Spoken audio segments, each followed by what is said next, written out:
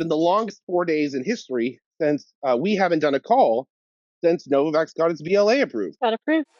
And that's huge. This is what we've been fighting for. Finally it happened. And then the FDA makes a bunch of stupid, inaccurate pronouncements, but they don't matter. We won.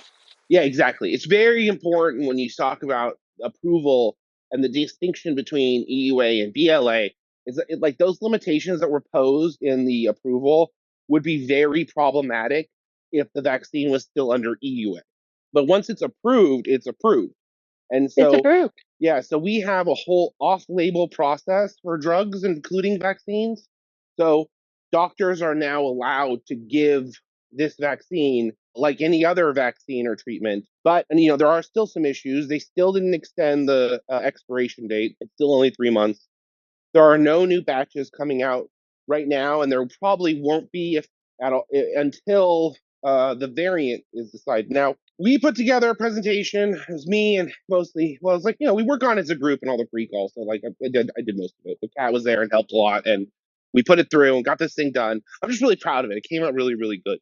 Like it just came out really, really good.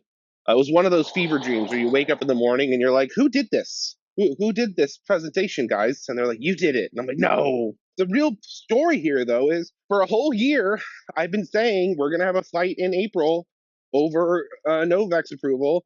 And it is now May, and Novavax is approved. And I feel and I want to say, too, did you know the people at FDA did not want to give Novavax the BLA? If they could have found a way around it and not done it, they would have.